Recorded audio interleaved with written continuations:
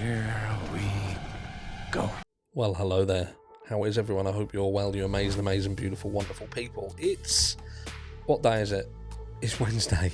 It's Wednesday, and you know what that means? It's the midweek hump, baby, and we all love a midweek hump. And look, in this video, we're going to get straight into it, as this is video 2 of just 2 today, unless something mad happens. I've got some things to change that you'll see around the channel over the next few days.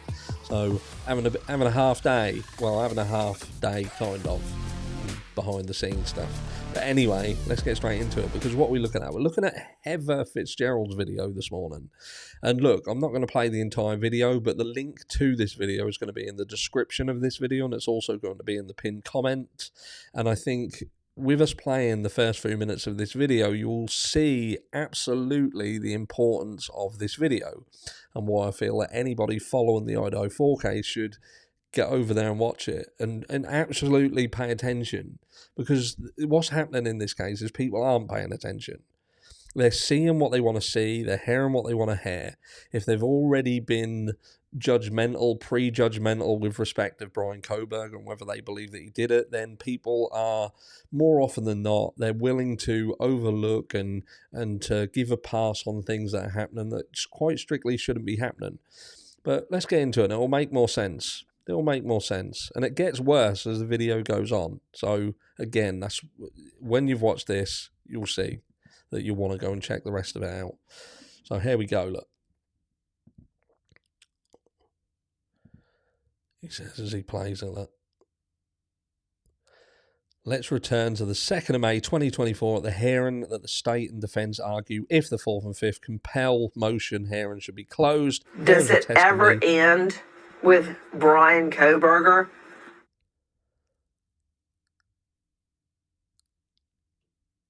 Agents Taylor. Response, Ms. Jennings. Yes, Your Honor. Pay attention. Ms. Taylor's argued and multiple completely false narratives are the exact reason why this hearing should be closed. Ms. Taylor's argued and multiple completely false narratives are the exact reason why this hearing should be closed. So Ann Taylor, the completely Response, false narratives. Ms. Jennings. Yes, Your Honor. Ms. Taylor's argued and multiple completely false narratives are the exact reason why this hearing should be closed. Weird thing to say. It's something It's completely unfair and unacceptable for us to get a list of witnesses with no idea what they're going to testify about. The names witnesses don't mean much of anything. And unfortunately, we're having a pattern in this case of last-minute disclosures of witnesses and PowerPoint. Check this out. Right, you'll see this in a minute, the hypocrisy of it. If you've been paying attention, whatever side of the argument you fall here, absolutely whatever argument you what side of it, check this out. And all sorts of things that frustrate Your Honor's ability to assess what's going on, because it's brand new to you, just like it's brand new to us.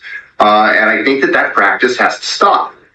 We need substantive disclosures. If they're offering experts, the rules of discovery specify what you have to disclose regarding an expert, and that's not just a name. So what's being propounded by the defendant right now simply isn't within the rule. It's not appropriate. It's not fair to the court or to the state.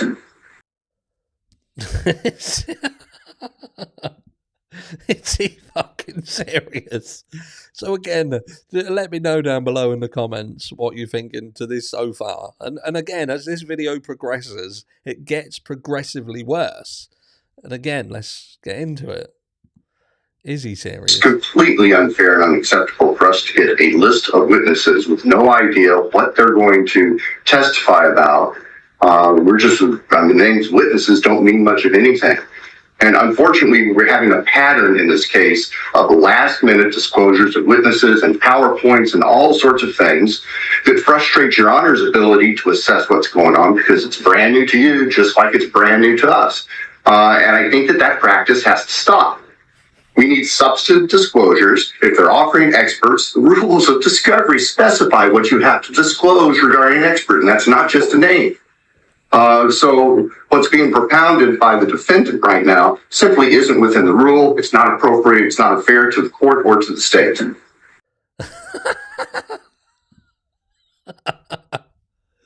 Come on.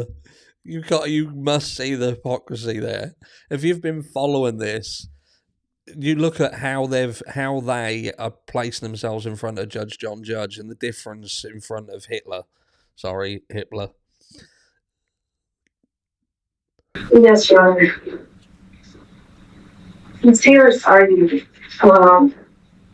and multiple completely false narratives are the exact reason why this hearing should be closed. Check this out. Nah, Ann Taylor is arguing to expose your completely false narratives. Just stop with the bullshit already. Check this out. Once the second AT&T warrant comes, then you end up with warrants for Mr. Kohberger's arrest. You end up with warrants for DNA samples to be taken, warrants for the search of his apartment, the search of his car, the search of his parents' house. Those are the warrants that are next implied in that. Here, what's added to that set of affidavits is the paragraph that talks about Mr. Kohberger's phone using a tower that provides service to 112. People need to pay attention to this who are on the bandwagon of the cell pings. Paying close attention to the people, or you need to pay close attention, the people who believe Brian Kohberger was stalking, and this keep going over to this area because we still see this being commented about in the comments to this day, where people will say Brian Kohberger was stalking, and even taking that away, the people who don't want to just flat out come out and say was stalking. This Ann Taylor proves the point here, but she says how they have manipulated people into believing that he was stalking. But even the people who don't use that word, they still use this information to try and say it without saying it. So she is bang on the money here. Absolutely bang on the money. Listen, pay attention and see where this came from and why it's wrong. To King on a number of occasions. The PC affidavit says 12. Your Honor needs to take a look at, I believe it is D1B and C.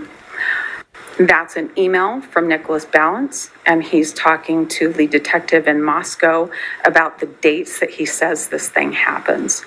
And then he puts those dates in his cast draft report and in his cast final report, and they don't match up. There are different dates on those, different times on those. But the really big deal about that is that it's misleading when you say the cell tower that also services this particular location. Moscow has, I think, 2 cell towers that service the town. Those cover places that one shops, places that one eats, places that one gets gas in Moscow. From the records, you can see handoffs, and so you know where a vehicle is going. You can know whether it's stationary or not. You can know whether it's parked, looking at a particular place or not. Based on those records, we also... Did you hear that, what she was referring to there? Like it's been stated in the public by certain people who will remain nameless that Brian Kohberger was outside and stalking the property, watching the property, so close that he was touching Wi-Fi. Touching Wi-Fi he was. That's what she's alluding to here. And what Ann Taylor's basically saying is they had all of the information. When they went into all this, they knew exactly where that car was. They knew what it was doing. They knew where it was stopped, when it wasn't stopped. And yet they omitted all of that out of it and just left you with the bare bones of it that he'd gone to the area 12 times and let imagination do the rest. And this is exactly what we're trying to say with respect of Cy Ray and why the missing information is so important. Because if they can push that narrative in this scenario, just to push out a stalking narrative and look how damaging that has become, then that's why this missing data from the actual route he took on the specific night of the murder becomes so important. And you cannot deny that if they have been misleading for the purpose of obtaining the arrest warrant, the search warrants, then why can't they be misleading further on to try and paint this picture of a journey that was taken that potentially wasn't? And this is why when Cy Ray says that because that information has been omitted from that route, from his to the house and back, because of that information not being there, not existing in their reports, then this could potentially be exculpatory. Because this information that has been omitted in this scenario is also exculpatory, because without that information, you guys believe that Brian Kohberger is a stalker. You add the context in, and all of a sudden you understand that, oh, he's not a stalker. On this day, he went to get gas. On this day, he was just driving over here and just happened to connect to a tower because of the radius of the tower. Do you see what I mean? Do you understand? Provided the records just so the court would know there's a volume of records. I don't expect the court to decipher those records. But based on those records, they absolutely knew that Mr. Kohberger wasn't around that residence, wasn't parked near the residence, didn't stop and have his phone in a stationary position at that residence. They absolutely knew that that's not what was happening, but they put it in there to make a connection that didn't exist. To push a false narrative. And what did I say yesterday? To weaponize the PCA. That PCA was a purposefully weaponized document that was put out to the public with the instruction to spread it far and wide to do the maximum amount of damage to the reputation of Brian Kohberger that it could on a false pretense. They put it in there so that the judge would think that this was the right person, and they shouldn't have done that. They knew that was incorrect. They also changed that quite a bit, performed a drive testing, and so there were other bits of data that kept coming in so that they would know that was untrue. Now, for a magistrate to be relying, remember, on somebody who's a witness, somebody who's been interviewed 4 or 5 times, and continually says something that's absolutely impossible, has memory problems, and the judge never knows that, and we'll keep the IGG identification off to the side, but then you have this false narrative that looks like stalking, that looks like following, and it's not true. That is extremely damaging. It's very misleading. It's an outright lie. An outright lie. And this is it, isn't it? That's the point there. These are outright lies. Outright lies. The state purposefully built a narrative that was on outright lies to, again, weaponize a PCA that they intended and did share to the public and let it run rampant. Let media do with it as media always does and have continued to do so. And the many people out there who use these sites such as News Nation, such as Dateline and so on, as their primary point of reference, that's what they learn. And look how, again, look how damaging that has been. Without context, things can be hugely damaging. And this is a prime example of just that. That lies, manipulation of the truth led to many, many people in the community believing something that wasn't true, and that has stuck like shit to a blanket.